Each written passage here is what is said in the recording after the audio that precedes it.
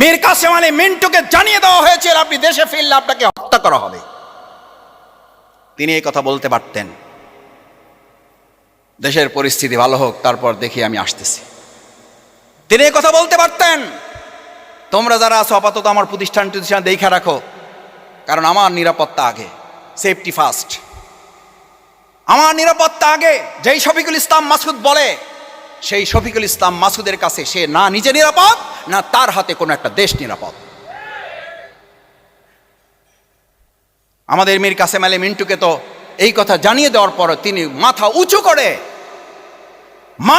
করে এয়ারপোর্ট দিয়ে লুকিয়ে নয়, ক্যাপ পরে নয়, মাস্ক পরে নয়, মাথা উঁচু করে তিনি বলেছেন এই দেশ আমার, আমার মৃত্যুর ঠিকানা এই দেশ, যদি আল্লাহ কবুল করে থাকেন তাহলে এই দেশে আমার মৃত্যু হবে।